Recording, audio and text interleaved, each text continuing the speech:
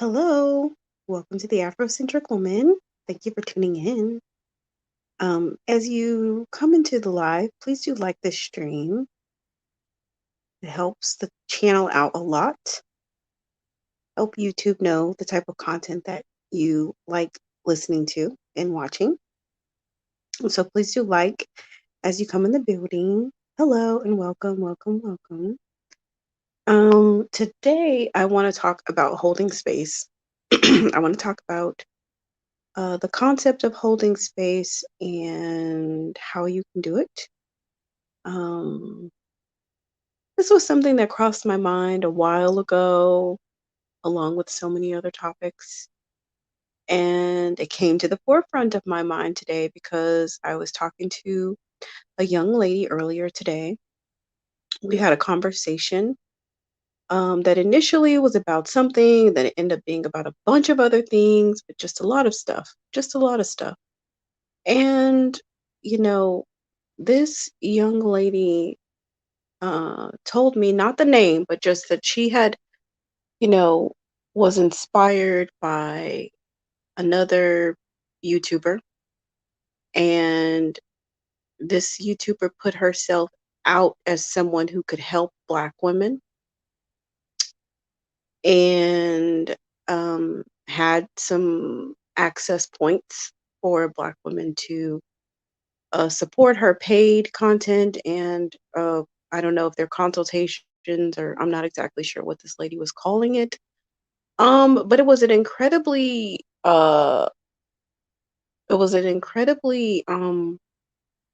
disappointing experience for this young woman who felt dismissed, and unheard, and sort of got the, catch all advice of like, try harder, you know, walk it off, like get over it kind of a thing. I've talked about this on my channel um in a few videos where I talk about trauma and I talk about uh groomed Black girl experience, and the collective experience and mistreatment of Black girls, and that trauma of coming up in the Black community as a Black girl, especially when you're dark skinned, when you have kinky hair, you have very Black features. That trauma does not go away when you become an adult woman. It persists and it can manifest in a lot of different ways. And, to heal trauma, you have to kind of go through it. You can't skirt around it or um do other things to distract yourself from it. If you really want to heal it, you have to kind of um deal with it head on.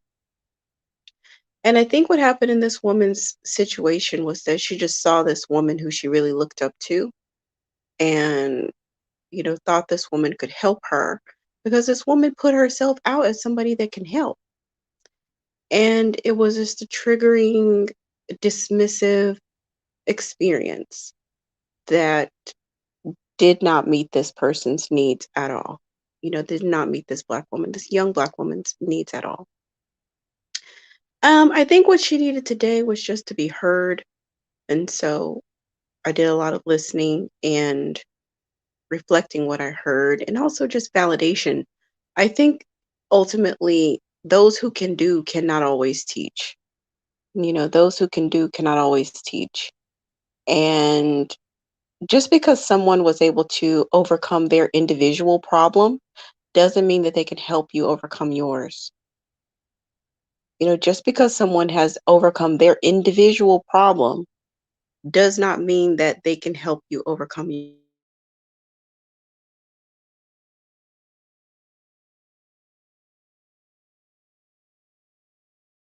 woman they have access to a few homegirls who have overcome individual problems or they've seen a handful of people do it doesn't mean that they have walked with Black women through the depths of despair to the other side.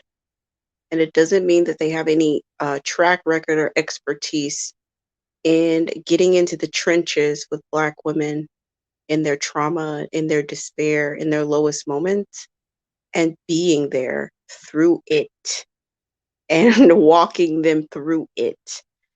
That doesn't just because they overcome their individual problem doesn't mean that they can do that. I think that a lot of things about myself I do take for granted because a lot of things come very natural to me. I'm a naturally compassionate, empathetic person when it comes to Black women and children, and that is an attribute that you can or that is a quality that you can attribute onto others or to project onto others, but that doesn't necessarily mean that they have that in them, and that doesn't necessarily mean that that's what they are made of. You know what I mean? Um, so that's that, and so helping that woman understand that this isn't really about you. This is about her, and when it comes to trauma, everybody has their own process, and there may be things that people say, "Well, I'll deal with this, but I won't deal with that. Well, I'll deal with that part of it, but I won't deal with that because of it. Either it's too painful, I just don't want to, I don't want to relive it."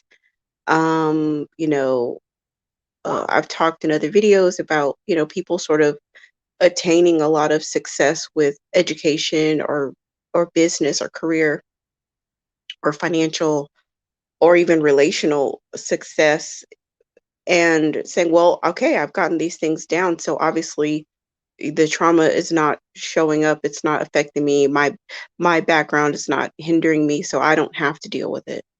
So everybody kind of has what they're willing to unpack, what they're not willing to unpack, or what they've even had a chance to get to and what is yet still to be uncovered.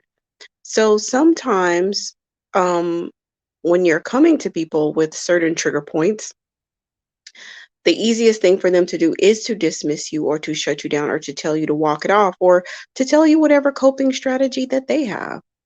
So if their coping strategy is to walk it off, then that's what they're going to tell you.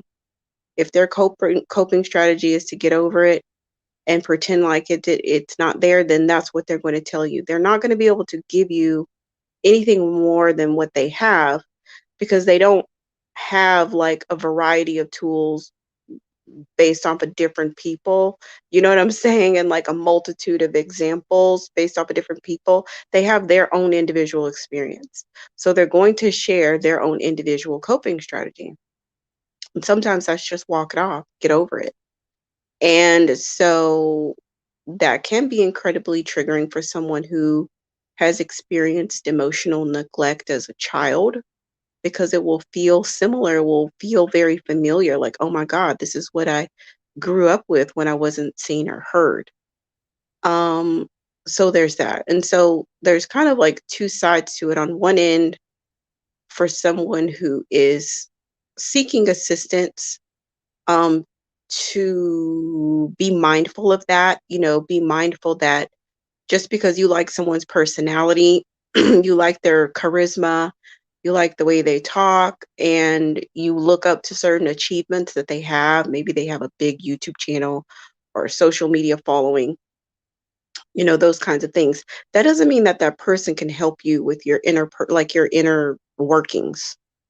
You know what I'm saying?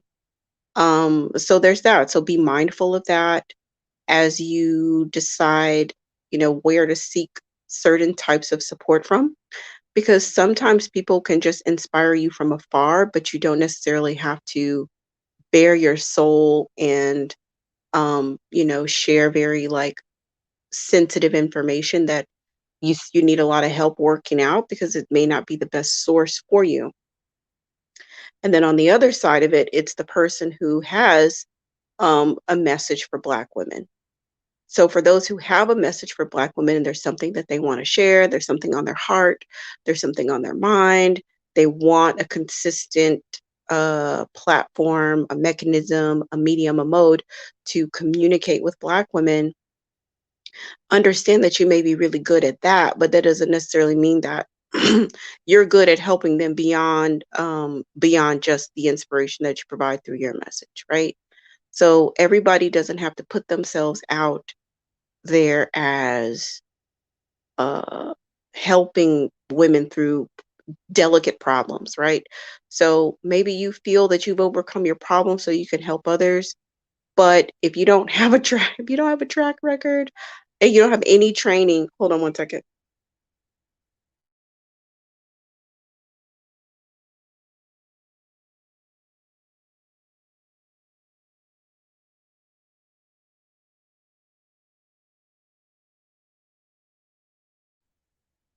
Okay.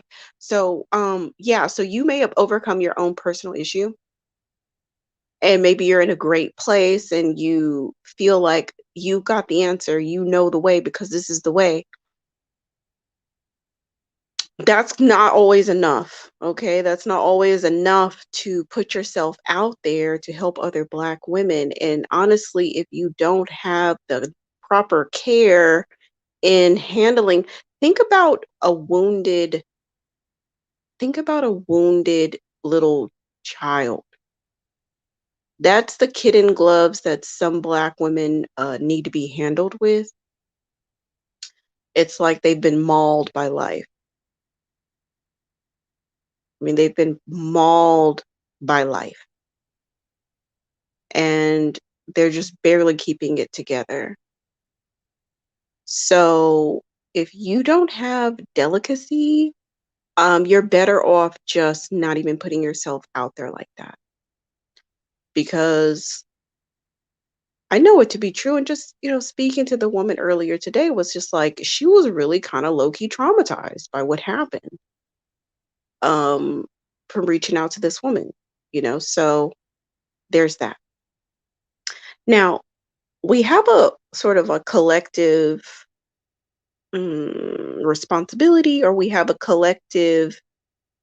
uh a collective goal, if you will, yeah, to kind of like hold space for each other, right? Because there aren't many places where when we talk about our specific issues, the things, our grievances, our experience as Black women, we don't have a lot of places to go to be seen or heard. So it's very important that we have the skills to be able to provide that to each other, at least on some level.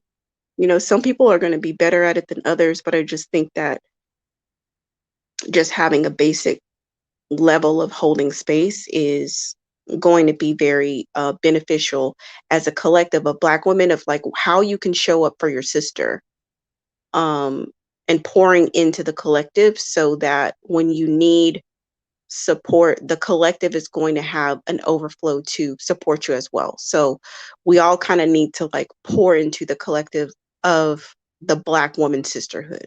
Okay. So when I say hold space, I mean it's kind of an esoteric uh, concept, but it's really just kind of like just showing up for someone and being there for someone. You don't really necessarily have to do anything at the bare bones, but just stand there and set an intention within inside yourself to be there and to bear witness to them, their presence, and what they're going through. That can be incredibly healing. It can help facilitate healing for others, even though you aren't doing anything. But when you just be there and you're standing in solidarity, you're standing holding space for this person to allow whatever is brewing inside of them to unfold and to bear witness to that. Okay, so think about see her, hear her, feel her. So to see, to hear, and to feel. So when you see someone, this can be incredibly healing for other Black women because there's so many times that Black girls have felt invisible and insignificant. So to acknowledge that you see your sister in and of itself can be incredibly uh, healing. It can help facilitate healing for her and for you. So you can say things like, I see you, I see that you're going through something. I see that you have the desire to do better.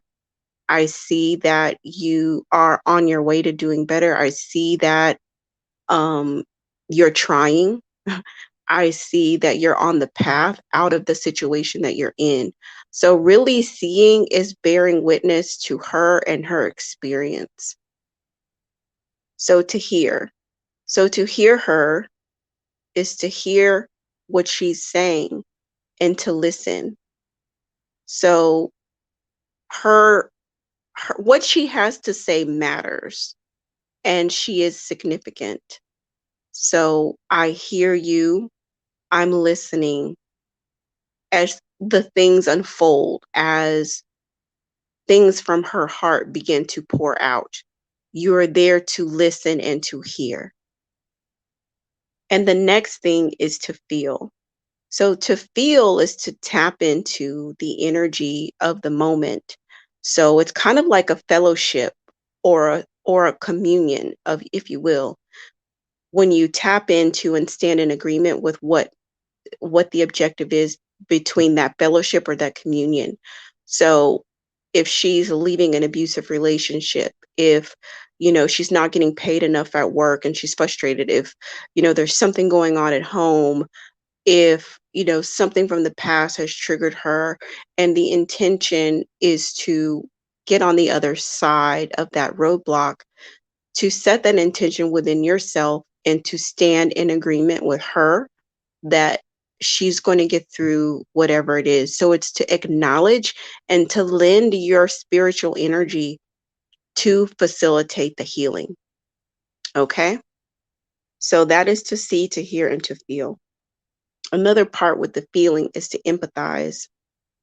Try to put yourself in someone else's shoes to understand why something might be a challenge, or, you know, try to understand or just try to feel something that that person is feeling to help stand in agreement, to help lend your energy when you are able to pour out some love from your heart to empathize with what your sister has going on in her life.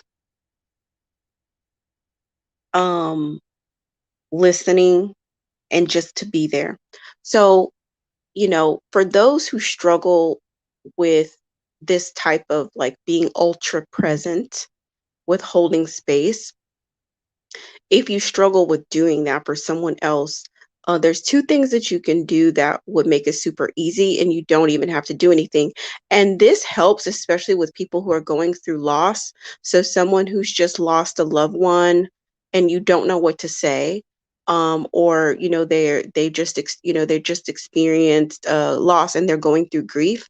This is something that you can do to help hold space to someone who's for someone who's grieving, is to just literally to be there and to listen and to let them know that you're there, that like they don't owe you anything. You don't have to have the right words to say. You don't have to be the most eloquent person. You don't have to have a poem written. You don't have to have the perfect scripture. You don't have to have the most encouraging thing to say. You can just be quiet. You can just be in silence and be there and say, "Hey, I just want to be here with you. I'm here for you. I just want to be here. I'm here." And just allow them to be.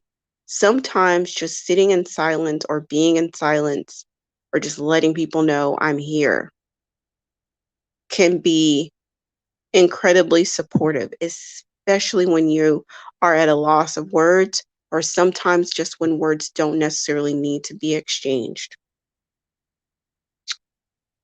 Um, all right. So depending on the situation that someone has, you want to assess the readiness. So, are they ready to do something about what's going on, or are they not yet ready? Because meaningful change comes from within. The person has to have a readiness to change, a readiness to take action, a readiness to do something about what is burdening them, what is blocking them. what obstacle is in their path. They have to be ready. So assess the readiness. Are you when are you are you telling me you need to be heard? Are you telling me that you need help? I'm here either way. Sometimes it's like, well, I just want to talk about, okay, I hear you. And that's complete. Okay. But sometimes people are ready to take some type of action. So if you have resources to give someone that can assist them with a particular thing that they're going through, then share that resource with them or resources with them or direct them to, well, I don't have any expertise on this, but if you go to this person and tell him or her this, and this, then they're going to be able to send you to the next place, or let's look together for some resources on this particular thing, or give me some time and I want to put together some resources to help you with this particular thing. Or sometimes it's like, well, I'm not ready. When you're ready, I'll be here. I'll be here when you're ready. Um, and when I say I'll be here when you're ready, hold fast, like be stable, be a pillar in your own right of your principles, of your morals, of the type of life that you want to live, and the type of energy that you want to put into this world, and specifically into the collective of Black women, and stand firm on that and strengthen yourself, because that way you will be there and keep the light on. Keep the light on and let the light shine brighter. Because when you keep the light on, weary Black women will eventually find their way home. Weary Black women will eventually find their way home. So keep the light on.